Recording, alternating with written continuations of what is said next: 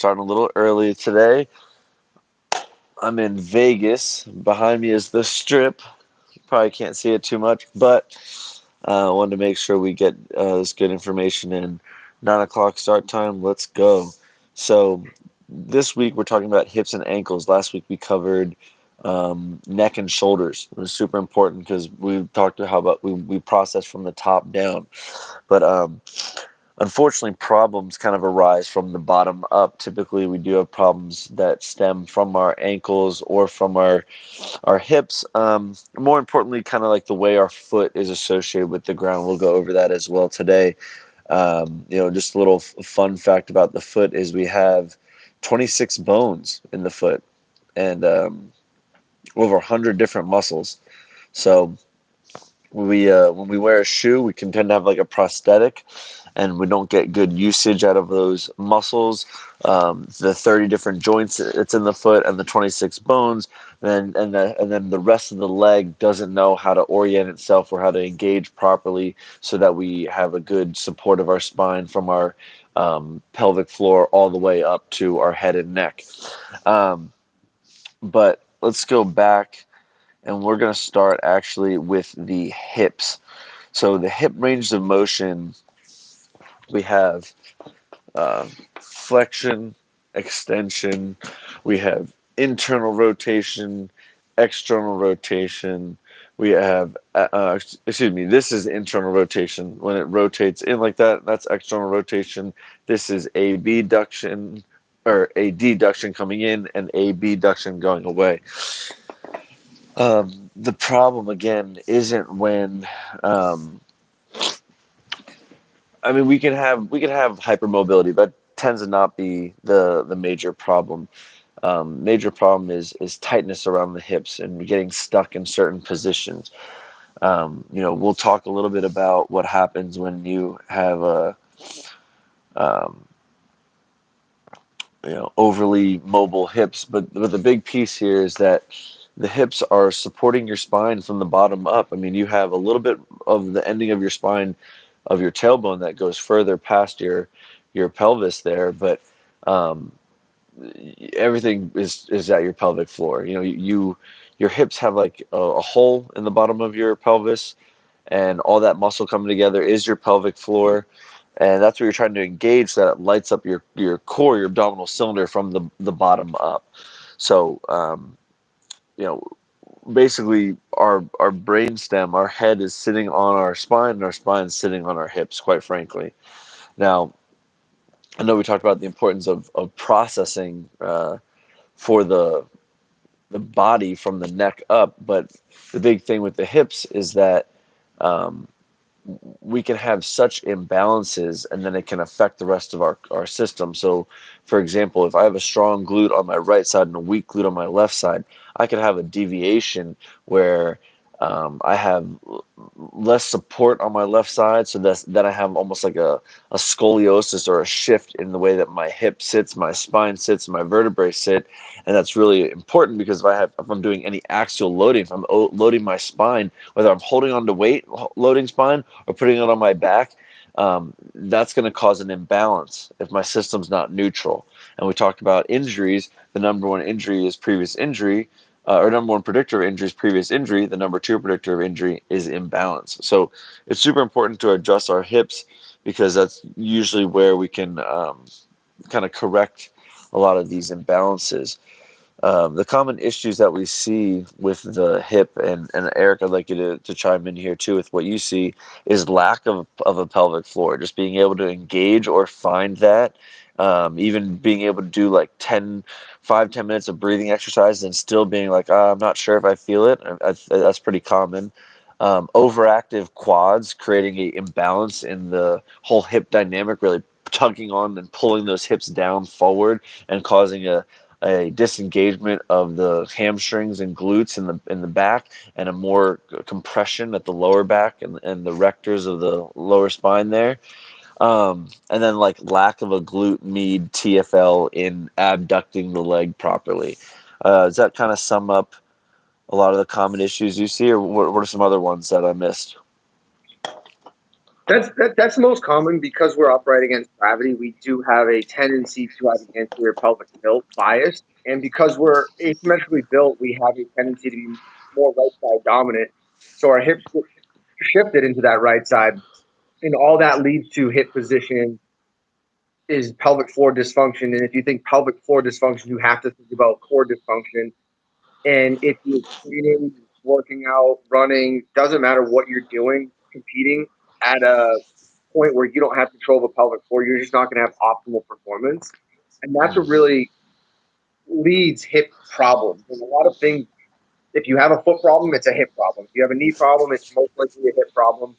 And that's what kind of starts things to go down and up the chain of what we're looking at from a pelvic positional standpoint. And as you mentioned, once those glutes are off, then other muscles will figure out how to pull us forward, move us forward, backs, hip flexors, quads, very, very common.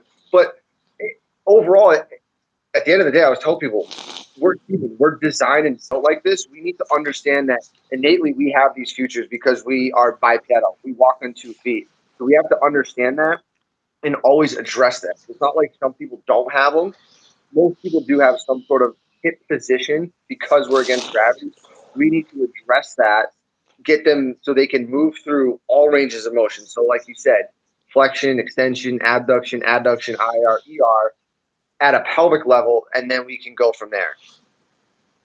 Yeah, and I think a lot of people experience tightness in these areas, the pelvic region, the hip region in general, and they think that, um, because it's tough to tell when you have a muscle that's tight because it's overactive or because it's weak, but typically that's what's happening is these are weak muscles that maintain tension because the opposite side of the system is stronger, so it pulls.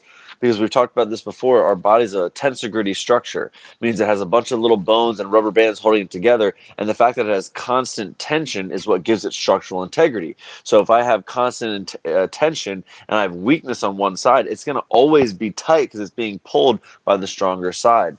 So usually what happens is everything in the anterior is really strong and the posterior is weak. So we feel tightness in the posterior, whether it's glute med, it's piriformis, and then it stems into the lower back, pulling on the lower back erectors in the QL, some of the core musculature that can lead to a hyperextension of the lumbar spine.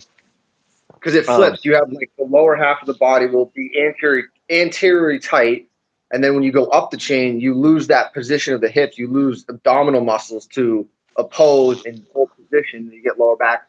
And at the end of the day, right, why things get tight in tone is literally so we can stand upright and keep ourselves from falling over. We can do yeah. activities like drive a car, do all these things because our brain is literally protecting us to say, you need to stand upright. If your hips are too far forward, I need these hamstrings to be strong, right? But they're in a lengthened position. So try to be strong as you can. They're going to tighten up. Lower back's going to tighten up to hold you in that upright position. And that's how mechanistically our brains work. It's like it's finding tension somewhere in that system that you just mentioned to deal with life that we live. And that's why it'll always be a better choice to be a smart lifter than a strong lifter. We can always power through things. There's a level to which we can have the grit and just power through things. But if you're someone who's experienced a reoccurring familiar pain, discomfort in the same lifts in the same spot over and over again, it's time to be the smart lifter, and you got to program your system accordingly.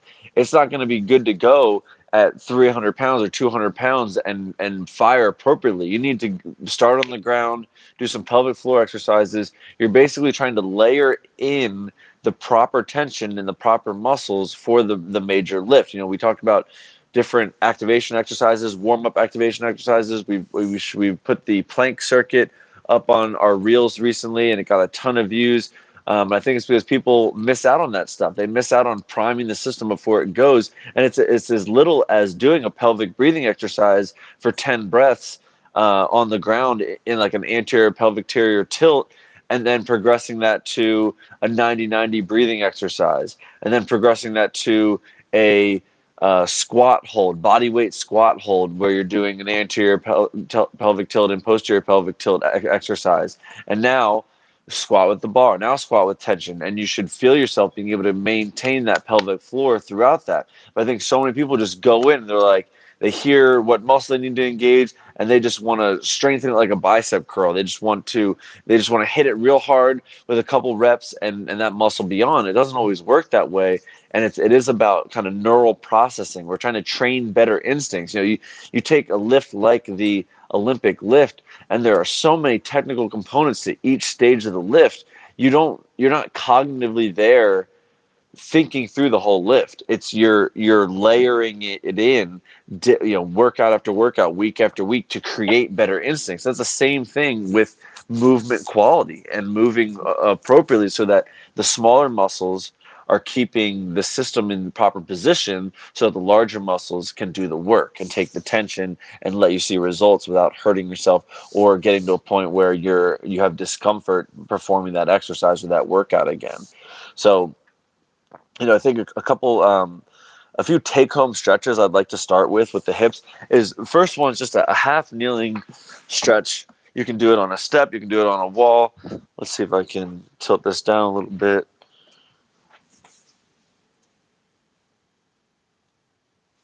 This is just the first one to start.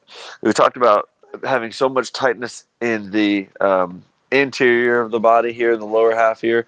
And this is where you want to start. You can be up on a wall. You really want that ankle to stretch out as well. And you're looking to disengage this muscle here, and you'll feel it come down to the quad just above the knee there, the mid thigh there. But this is the first place to start to really start to loosen up any muscles associated with your tight hips. The next one is a pigeon stretch. And I like to start on the ground just like this, in kind of this 90-90 position. You can also do this on a wall. So if I'm coming back to my step here, I'm in a 90-90 position, and I'm putting one foot on my knee here, and then just pushing out at this hip, opening up this hip here, maybe feeling some stuff opening up my piriformis back here, and then And progressing yeah, it. those are great ones. And I always want to kind of retract on, you mentioned pelvic floor exercises, and people a lot of times they get like, oh, I don't know what that is, or it sounds stupid. And sometimes you can't really feel the pelvic floor. It's hard, but once you have the abs on, then if you have the hips in the right position, you will get a pelvic floor to contract appropriately with the abs. And I think like what we just said, if you look at the plank series we did the other day, right? That is all a pelvic floor warm-up program. If you have the hips in the right position, slightly closer to your chest, those are pelvic floor exercises. And I think that's where people get confused, because there's not like certain exercises for the pelvic floors. If you get into a glute bridge and have the abs and those hips tucked under, glutes on, you're going to have a good pelvic floor.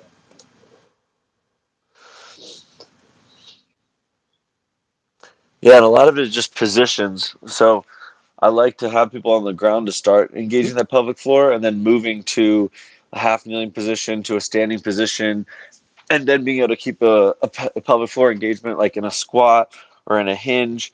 But then you want to do a Buddha squat. So the one I was doing before that, when Eric was talking, kind of like a Superman lunge, kind of getting low here, opening up this hip, kind of a continuation of pushing on that leg when we're lying on our back in that 90-90 position. And then a last one I like to do for tight hips with people is just a Buddha squat, applying a little bit of pressure to my knees here. You'll feel some tension dissipate at your lower back. But again, these are going to help open up your hips so you can get to the next part, which is probably the more important part, proper activation and use of the hips. So um, I like to, I like to make things simple to start, and then we can progress things accordingly. If you have one of those bands, it's a really good idea to wrap one of those bands around your knees, just below your knees. But you'll go into like a clamshell position. You're at a 90-90 on your side now. I'd come up into a side plank position. Your knee can be on the ground. Your bottom knee can be on the ground. Your top knee is going to want to abduct away, and you're keeping your foot on the ground. And you can hold this position if you have that band so you can feel that constant tension, or you can do some reps here and feel the outside glute working, and you'll feel the same spot working, holding you up on the one that's facing the ground. And do Yep. 10 reps on each side. This is just known as a clamshell. This is going to help activate our glute med because, again, that's usually what's missing in the stability side. We talked about what happens when people have um, tight hips versus hypermobile hips. A lot of it comes down to needing the right tension in the right place, again, so that our femur stays in the right position, so that our glute can take most of the work, so that our core can stay engaged properly and take most of the work, rather than any smaller muscles that cause lower back pain or And hip on pain. that one, that exercise, where people get that one wrong is if you have an arched back with the clamshell or an anterior pelvic tilt, that exercise is garbage. You will not get a glute med on. You will feel IT bands and TFLs do all the work. And if Matt's in the position, you can go back and watch it. On that bottom side, that glute med and his left ab wall is holding him up. When he opens that leg up, he's getting glute max ER fibers and some hamstring bicep femoral fibers to open that up. So you are training posterior glute med and glute max on the right side, the legs is lifting, and on the downside, you're training that leg in stance. But you have to have that hip tucked under. If not, you are not training the right pattern. So you're in extension. You're going to get those muscles to fire. And that's the most important thing because there's no bad exercises. There's only bad positions or positions that won't turn on the right muscles. And I think that's where people get lost is you could do clamshells to your blue in the face. And if you have an arch in your back, that is not targeting any neuromuscular pattern that's going to change anything. Yeah, that's a really good Well, point. obviously, people have to be very, very careful when they're doing these mobility or warm up or exercises. That patterns and positions are the most important thing. You don't just put a band on and just start flapping your legs around. Like it has to be intentional. You really want to feel the certain muscles engaged that you're looking for. And thank you for that extra emphasis because it's so true. Like just because I'm even showing it doesn't mean I'm activating it properly. You have to really feel the muscles working accordingly. And next time I'll be sure to have like a diagram up there so that we can show people specifically where the muscle is that we're trying to engage. But another one that we want to talk about is just this single leg abduction exercise. So you're just posted up here, almost in like a squat on this front leg. You can see I'm not stiff-legged. I have a nice slight bend in my knee here. My hip is bent a little bit because I'm trying to actively engage that hamstring and glute, and I can be able to balance on this leg here. So I'm definitely more stabilized through the whole foot, but specifically I have tension through my arch. We'll talk about that in a second here. We're going to get to the ankles in a second.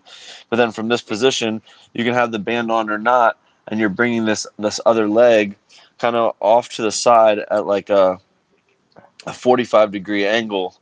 You're not 90, you're not straight back, you're not straight forward. You're kind of at that 45, that mid-range. Again, you're going to feel that glute med engaging. If you have that band, you can hold it out there, really feel that muscle firing, and switch sides. Now, the next place I would take that is train your system to keep those legs properly abducted so that you can sink right into the hole and keep those glutes engaged, keep your core engaged so you can handle weight. But again, now is time to probably put some dumbbells in your hand, maybe a barbell on your back, and practice squatting through these ranges of motion. You can even try holding at the bottom with some weight on you and coming up like an inch every couple of seconds. This will help prime your system to keeping that muscle engaged in all ranges of motion so that, again, we're layering better instincts. And now when you squat, you won't have that reoccurring familiar hip discomfort or that lower back discomfort. So that pretty much sums up the ranges of motion, the roles of the hip, the common issues, the take-home stretches, and the take-home strengthening exercises so that you can move properly and prioritize movement quality. Um, let's move into the ankle unless there's anything I missed, Eric. Was there anything that I missed that you wanted to touch on? No, I think we at some point we'll do a squatting tutorial, but when squatting, just make if you want, like if you're doing a warm up, squeeze something between your knees. That'll turn the pelvic floor on. as you're doing a warm up and squatting if you want the pelvic floor on.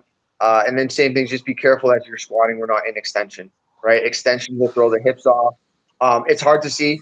Obviously, Matt's doing from the front, but if you were doing from the side and we were to see his back really arch, you would see how it's going to change his hip trajectory and his legs. So I would say that's just going to be a emphasis to really understand where your body is in space and what you're feeling. Like you said, the muscles on is the most important thing. Yeah. So really want to feel those glutes firing, those glutes handling the work, not your hips and not your lower back.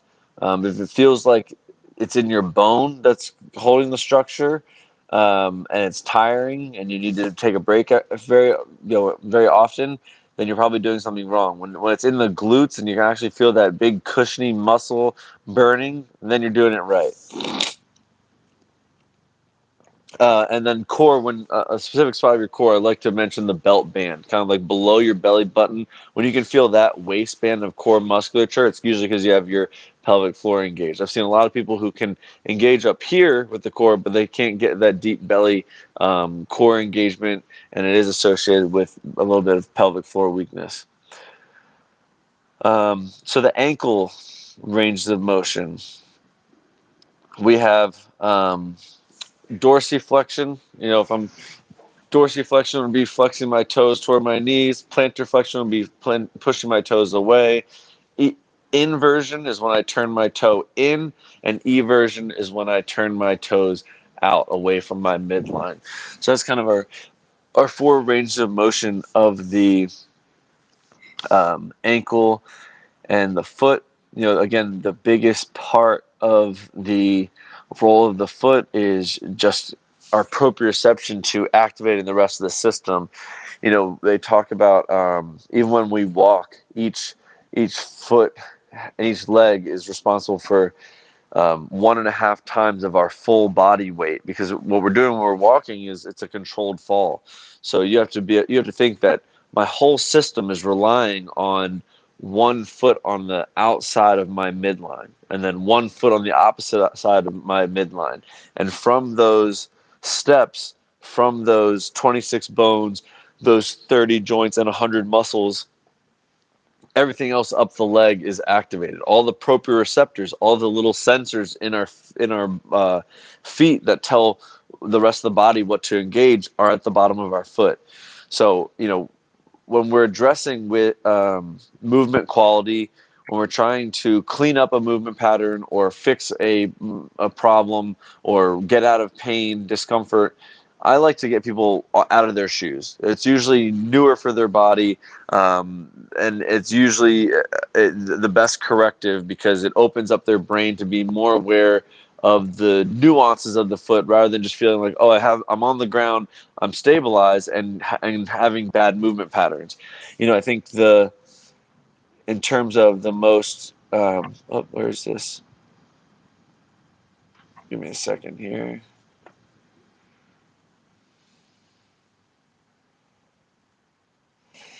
In terms of the most common issues that are associated with the foot, I'd say we have like hip drop, so just having no arch whatsoever, having just a flat foot, having tight ankles or Achilles, having tight calves, having inversion, and creating outside hip pain, and then shin splints. All those tend to start at the foot itself. So, Right. But they are a problem at the hip first.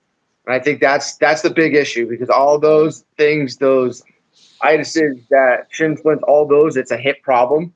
Like you said, if you're trying to get a flat foot or a collapsed foot, that is because up the chain, so flat foot is internal rotation or pronation, up the chain, somewhere up in that hip, that you're not getting internal rotation in. And I think that's a big thing that a lot of people miss when it comes to the foot. So then they just put orthotics in and like, oh, it feels better to a certain degree, but they never address the hip. And this is why the foot and hip go hand in hand, literally in this, right. because the feet are going to try to get any range of motion that the hips don't have. So if you have a shin splint, it's most likely because that pelvis is out of position up top, and your anterior tibialis is now trying to externally rotate that leg instead of your glute max up above, and it is pulling the definition of shin splint. A splint is to keep something rigid. That anterior tib is trying to keep that rigid so you can't have movement. That's why we get a lot of pain. So when you think feet, always think hips above that. And if you see flat feet, it's usually something going on upstairs or even higher in the brain that says, why did this person create a flat foot? Why does this person have a high arch? That's just it's telling you an adaptation of what the system above is trying to figure out, which is like walking, running, moving, sitting. It's all just adaptations. And there's different exercises that we can do to correct for the built up tension in this area. A lot of built up tension in our foot, in our ankle, from just being in a prosthetic, from being in a shoe all the time, that creates this kind of lack of proper usage of the whole foot, and then lack of activation from up the rest of the chain. And any deviation is going to just cause a problem. So, we talk a lot about stretches. So let's go through the stretches. Simple calf stretch. You can just be up here on the wall, or you can push your foot up against the wall and really stretch that calf. If you actually get really close down and you're on the ground here, you can be in this position and pull your toe up, and you'll stretch your Achilles. It's a good way of dealing with any tightness at the Achilles itself. Everyone's pretty familiar, but I'll go over it. That banded subtalar stretch. If you're familiar with the knees over toes guy, he wraps a band around his ankle, or anchors it behind us. So if someone's pulling me this way and I'm driving my knee over my toe, what that's doing is helping open up that subtalar joint that helps with the eversion, inversion of my foot. And that can get super locked up and prevent proper muscle usage up the rest of the leg. So, toe elevated knee drop. Hold on, there's one more. Toe elevated. Yeah, and with like a lot of those exercises, right? If you're the tension above the system, right? Because you mentioned, we're talking about tensegrity. If there's too much tension above coming down the system, the ankle won't unlock. So if you look at Matt in these positions as he's going forward, his hip is in flexion, his knee is in flexion, his ankle is in flexion.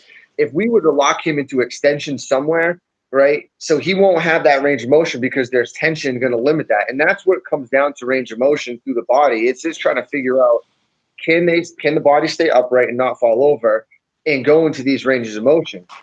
And that's why when we're stretching the feet, or no, stretching the feet or mobilizing the feet, a lot of the stuff we did for the hip can be done prior to the ankle, because that's going to allow the pelvic floor to open up, which will allow that foot to get better range of motion, because we've now reset the system for neutrality, so it can go from side to side and have the ranges of motion. You're going to get more out of a hip, right? And that's all that we're looking for, to open up that range of motion. IR, ER, pronation, supination, dorsiflexion, plantar flexion at the hip, so someone can have access to those range of motion. So when they go play a sport, when they get on a court or ice, they can access range of motion to be able to perform what they need to do.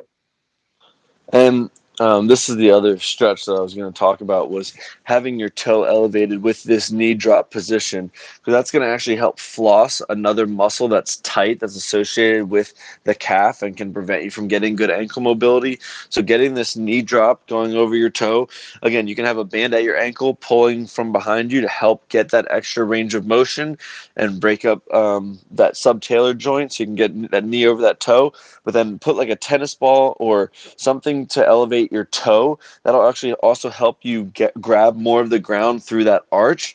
But then there's different exercises you can do with arch building. You can start with like a toe elevated and come down into a squat and try to hold this position for 30 seconds to a minute on each leg. You'll start to feel that longitudinal medial arch between the inside pads of the foot here turn on, and that's what we want to engage more of, because a lot of times what we see is when we invert the foot, when we come to the outside of the foot, we get more activation on the outside of the leg, more activation or tension from the outside of that glute here, that TFL, and then it causes us to pull from the outside, stabilizing our spine from the outside in versus having that medial support from the pelvic floor, and then it causes more lower back pain and hip pain. So super important to address the arches.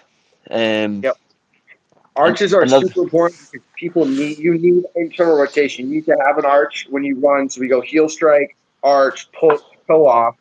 You have to have an arch. So in training, we like to find arches really quick for people.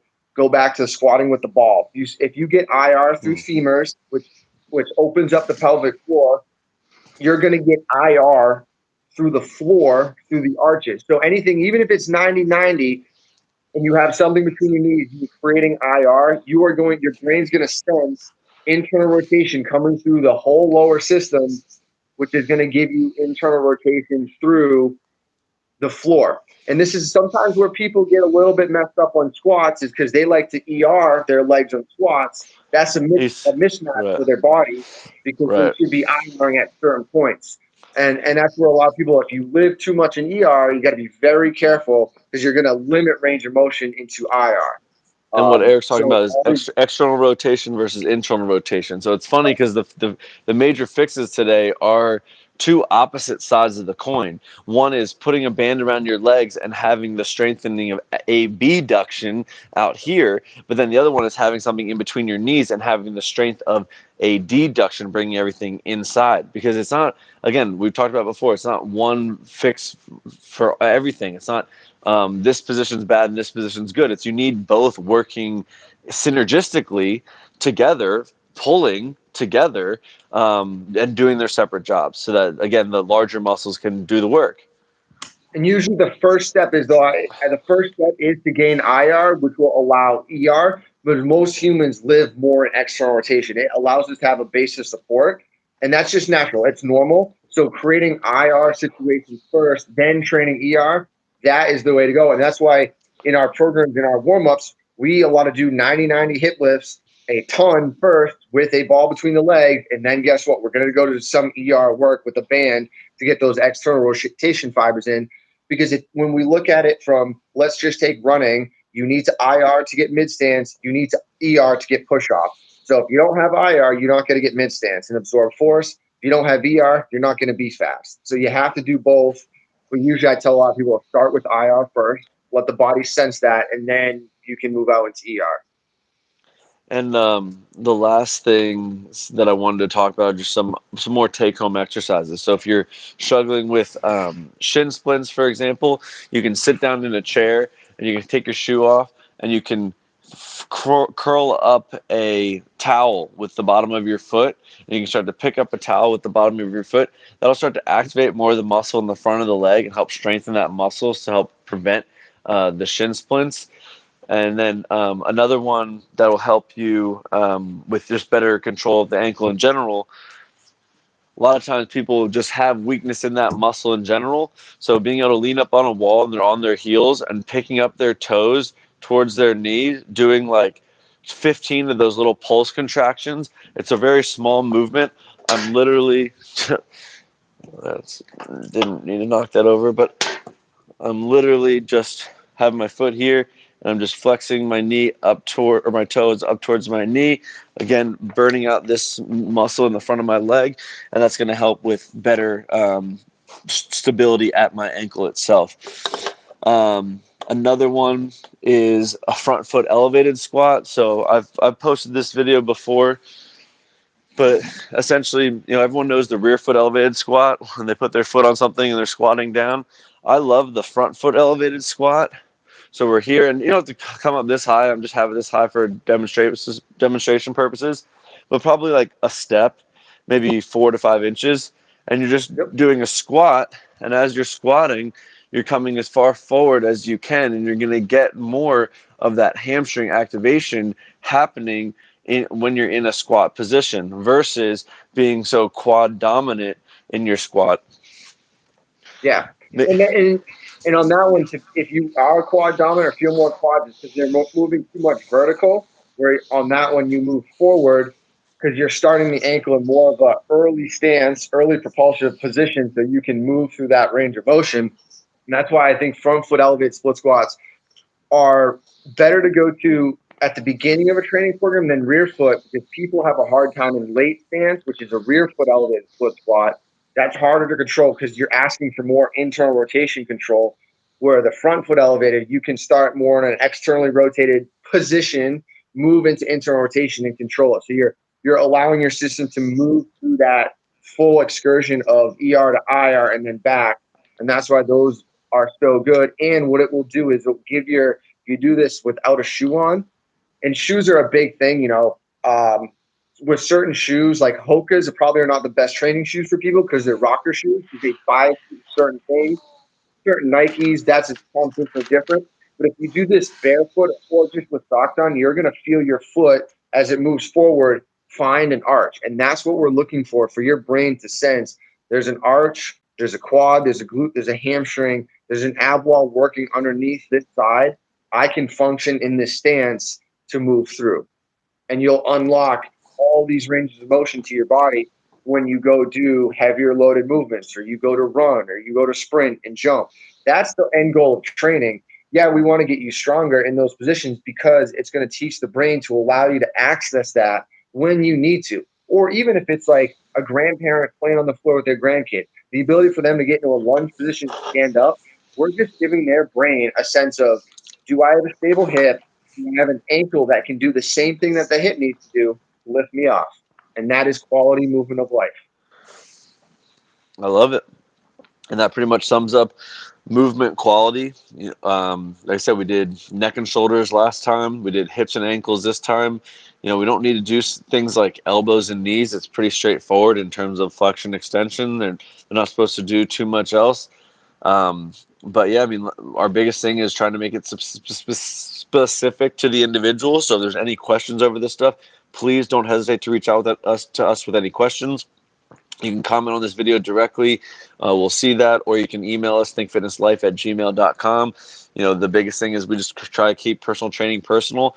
And the only way to do that is managing implementation, progression, regression. So being able to get this whole sense of this industry with kinesiology, with body mechanics, with neuromuscular properties kind of all make sense to the individual at their current position, so that they can take this industry and this field to the places they want to go, whether it's just having great movement quality and being able to participate in all things in life without any worries of pain or discomfort, or being strong to hike with their loved ones, or just participate in extreme sports, see their elevated performance. We're here to make it all happen. Think Fitness Life.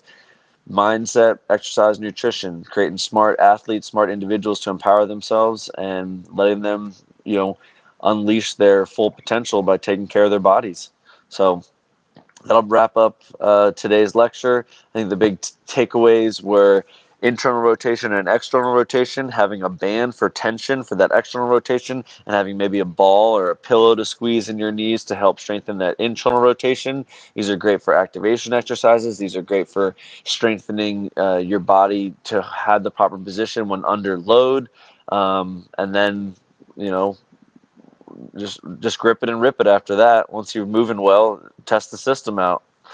But yeah, that's about it, and we'll catch you guys next time. Thanks, Eric, for joining us, and thanks for being patient with me figuring this technology out. Gotcha, man.